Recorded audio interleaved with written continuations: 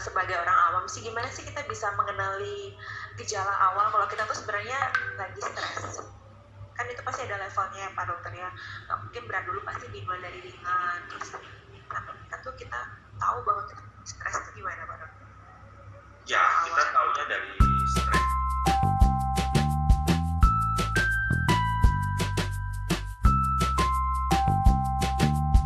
Membuat kita boring, bosan, dan merasa kurang tantangan. Nah, sedangkan hiperstres itu tekanan tinggi dalam waktu lama yang membuat kita jatuh ke dalam kondisi depresi. Nah, jadi saat ini mengatakan stres, berarti yang saya maksud adalah stres. Jadi kayak kalau misalkan stres itu, jadi berbicara dengan orang psikologi, dia akan tanya ini apa, eustress apa distress gitu.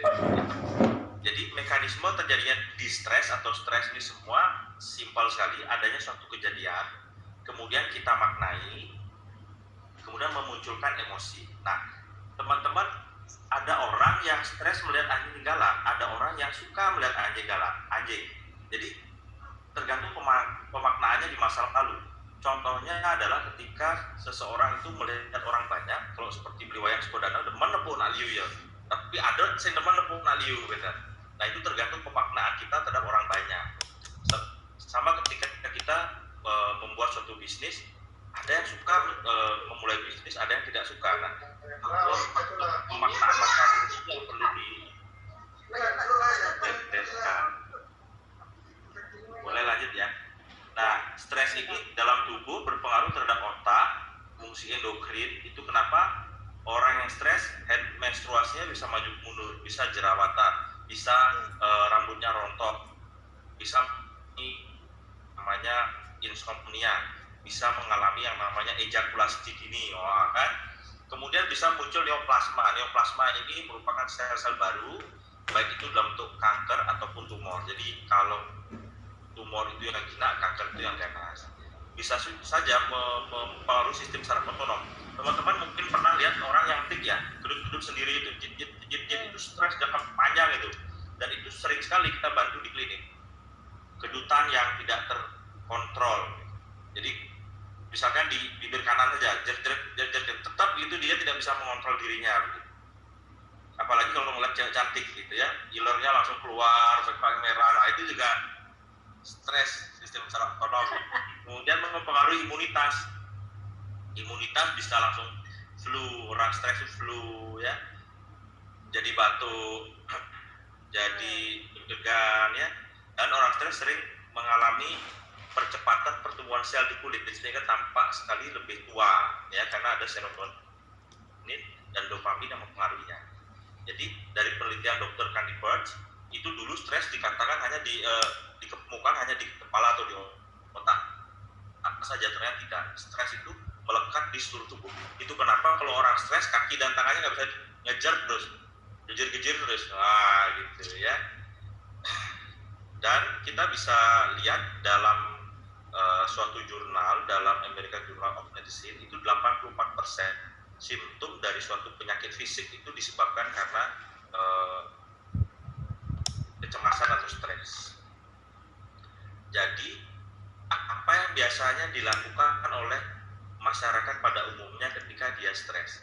Yang pertama, dia akan berdoa atau minta didoakan.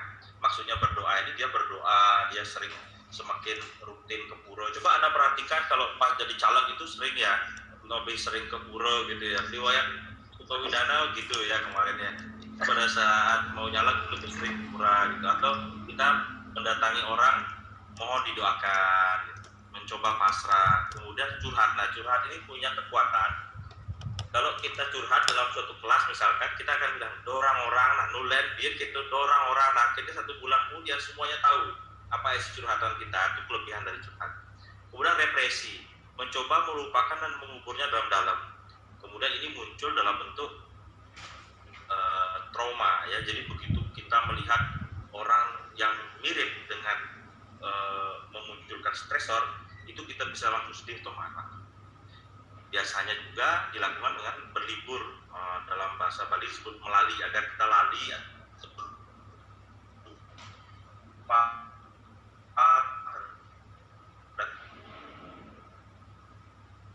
ada juga yang alkohol, ada yang judi, ada yang menyalurkannya lewat seks gitu ya. Dan yang baik itu dan disalurkan lewat olahraga ataupun meditasi ini baik. Namun ini semuanya tidak menyelesaikan masalah. Dia seperti membersihkan rumput tapi hanya atasnya saja, tidak sampai ke gitu ya. Jadi termasuk meditasi pun begitu, tidak sampai ke akar-akarnya, kecuali dilakukan suatu metode khusus, metode pelepasan untuk melepaskan sumber dari pemaknaan terhadap emosi yang tadi.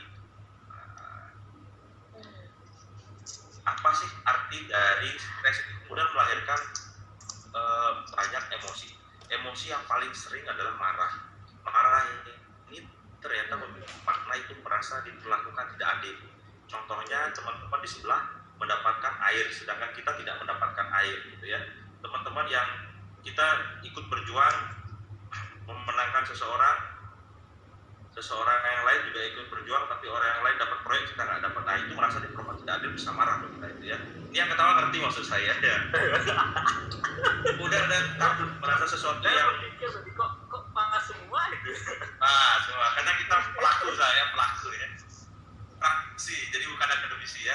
Takut merasa sesuatu yang buruk akan terjadi di masa depan. Contohnya apa betul ya pimpinan saya ini mengatakan bahwa Nusa Penida akan terpenuhi air 2021. Kalau seandainya tidak, bagaimana? Nah, kan ini menjadi takut kita. Kemudian distres, perasaan tertekan, tidak berdaya. Kemudian kecewa, apa yang kita inginkan tidak terwujud. Kalau ini jelas ya. Rasa bosan, nah seperti sekarang kita merasa kurang ketangan, monoton dan sebagainya, itu bisa menyebabkan stres ya. Jadi ada 5 resep yang saya kumpulkan dari berbagai sumber, termasuk dari guru-guru saya, khususnya dari Bapak Adi Dwi Gunawan. Yang pertama, untuk masa COVID ini, kita harus menjauhi berita negatif. Contohnya saya 2 hari yang lalu saya memantau perkembangan dari PKM sampai malam. Pada malam hari ya saya mimpi jelek sekali. Jadi betul-betul di situ toksik sekali beritanya. PKM, jadi singkatannya apa saja ada 5 saya kumpulkan itu. Payung kayak matiang, payung kayak kental dan semuanya lah gitu ya. Jadi itu juga mempengaruhi pikiran kita. Nah ini sama dengan mekanisme komputer Garbage. Jadi kalau kita memasukkan sampah, maka sampah pula yang keluar dari pikiran kita. Jadi pagi itu saya merasa lemas sekali. Akhirnya kemudian saya putuskan pagi bermeditasi. Kemudian yang kedua, kita forgiveness, kita harus memaafkan diri kita maupun orang lain, baik itu dengan berbagai metode. Kalau metode yang mudah ya seperti yang dipergunakan oleh leluhur kita di Hawaii, dia menggunakan teknik Ho'oponopono. Itu teman-teman boleh lihat di internet. Itu sangat mudah sekali, hanya dengan 4 kata: forgive me, I'm sorry, thank you, I love you. 4 itu efektif. Teman-teman juga bisa menggunakan EFT, bisa menggunakan the heart technique dari Adi Gunawan, atau kalau misalnya teman-teman menggunakan Siddhakaya release technique itu lebih nuansanya lokal ya, karena di situ kita menggunakan seluruh bagian diri kita. Kalau kita mengatakan bagian diri dalam konteks bahasa Bali itu disebut nyamo. Kemudian meditasi kesehatan, lebih dari 1.000 orang telah memanfaatkan program The Mystic Food yang kita kembangkan. Kemudian kebajikan dan bersyukur. Jadi pada masa COVID ini sangat baik sekali untuk berbagi, teman-teman, berbagi dan bersyukur. Jadi ikut saja kegiatan. Kalau kita tidak bisa, minimal kita ikut dalam penyaluran begitu. Jadi jangan diam saja, harus ikut dalam suatu kegiatan untuk berbagi kebajikan. Yang terakhir adalah jalani hubungan yang dalam dan bermakna. Jadi dengan waktu yang banyak kita bisa lebih intens memfollow up kawan-kawan kita yang lama, termasuk seperti sekarang ini teman-teman dari Brotherhood saling bertemu di sini untuk membicarakan berbagai isu yang bisa kita garap bersama setelah COVID ini. Ini sesuatu yang bagus sekali untuk masa kedua ke depan. Jadi saya bersyukur sekali sih ada COVID ini. Jadi saya sendiri merasa saya punya waktu untuk seolah-olah waktu itu berhenti, sehingga dengan kompetitor ini kita bisa mengulang kembali peta permainan. Jadi ini tidak menurut saya ini bagus, cuma jangan kelamaan itu saja ya. Jadi kita optimis bahwa tidak lama lagi kita akan normal kembali, namun kita memiliki waktu yang cukup untuk minimal menyembuhkan diri sendiri, melepas beban, kemudian memberi waktu untuk memaafkan diri kita sendiri. Jadi saya tanya teman-teman, kapan Anda memaafkan atau bersyukur memiliki tubuh seperti saat ini? Terutama ibu-ibu ya, dari pagi sampai malam hidupnya untuk orang lain saja, jangan sekali itu untuk say hello kepada diri sendiri ya. Padahal ini waktunya banyak sekali, kita punya banyak waktu untuk melakukan itu. Mungkin begitu Mbak Dian, paparan singkat dari saya. Ini saya sertakan nomor telepon dan IG di sini karena tidak bisa kita jawab satu persatu. Mungkin demikian, jadi kita lebih banyak diskusi setelah ini. Silakan kemudian. Iya. Terima kasih paparannya Pak Dokter. Jadi ini pertanyaan untuk orang sebagai orang awam sih, gimana sih kita bisa mengenali gejala awal kalau kita tuh sebenarnya lagi stres? Kan itu pasti ada levelnya ya Pak Dokter ya. Nggak mungkin berat dulu, pasti dimulai dari ringan. Terus kita tahu bahwa kita stres itu gimana Pak Dokter? Ya, kita tahunya dari stres itu yang pertama kita melihat kita tidak bisa fokus lagi ya. Kita tidak bisa fokus, kemudian kita cenderung lebih emosional, lebih sensitif. Kalau mendengar sesuatu, emosi langsung keluar, itu tanda-tanda dari stres. Kemudian secara fisik tanda stres yang paling mudah dikenali yaitu kaki dan tangan dingin banyak. Kaki itu dingin, tangan dingin, kemudian berkeringat dingin, bukan berkeringat yang baik ya, berkeringat dingin. Terus ingup, nyap-nyapuyang, orang Bali bilang ya tidak bisa tidur tapi sudah ngantuk sebenarnya tapi nggak bisa tidur. Nah ini merupakan gejala yang paling ringan bahwa kita sedang mengalami distress. Bukan eustress loh ya, kalau eustress itu malah senang dia cekal mencekik jadi teman nih kan kayak jadi distress ini tandanya seperti itu. Jadi Pak Dokter, kalau mekanisme tubuh kita sendiri, kemampuan kita untuk kemudian menyimpan stres-stres dengan ini menjadi stres sedang kemudian akhirnya meledak itu butuh waktu berapa lama?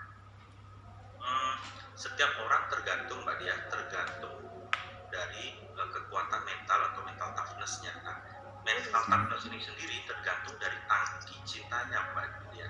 Jadi seseorang yang berada dalam kita, seseorang yang kita kasihi oleh lingkungannya, diterima oleh lingkungannya, diapresiasi perbuatannya, itu memiliki kekuatan lebih besar dalam menghadapi stres.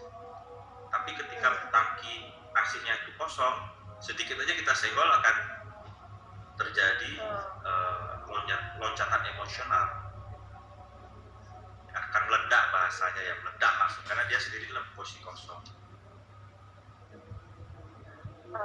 Pak Dokter, ini kan sebagai dokter, apa selama masa COVID ini Pak Dokter melihat ada tren kenaikan orang mulai mengalami stres atau gimana? Oh iya betul. Hari ini saya buka pagi karena saya ada acara ini, saya pindah pagi. Yang janji datang itu 2, tapi yang datang itu 10. Dan semua diakibatkan karena stres. Jadi sesak, emahnya kumat, kemudian vertigonya kumat, dan semua itu diakibatkan karena stres semua.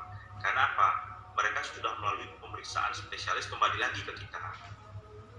Begitu. Jadi kembali lagi kita harus membuka sejauh mana tingkat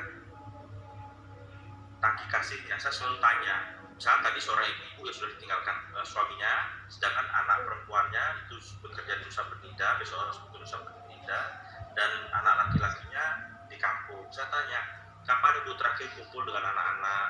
Sudah lama, sudah 2 minggu. Jadi tidak ada yang mengisi tangki kasih ibu ini. Dia merasa kesepian, tidak dihargai, merasa tidak bermanfaat. Ya jelas saja, akhirnya dia langsung mudah sakit gitu. Tapi kalau case stres yang khusus karena pandemik ini dok, karena misalnya mereka tiba-tiba harus ditahan di rumah atau karena banyak hal yang harus mereka hadapi selama COVID ini, ada nggak dok? Oh iya betul. Kalau itu mungkin tidak akan ke dokter Mbak Dian, karena mereka merasa itu sesuatu yang wajar karena ini menimpa sesuatu yang berubah. Namun tanda-tandanya, kalau misalnya Mbak Dia, tanda-tandanya itu muncul. Kita lihat saja konten dari media sosial kawan-kawan kita. Banyak sekali yang tidak tahan untuk tidak mengutarakan kemarahannya. Ya. Jadi itu merupakan salah satu indikator dari stres. Namun itu bagus, mereka harus mengeluarkan itu. Cuman ketika kita berbalik bercermin pada sesuatu dasar bahwa kita mengusung suatu peradaban yang baik, maka itu menjadi kontraproduktif. Masa betul tak balik ya, begitu jadinya nanti. Oke. Jadi mungkin saya akan buka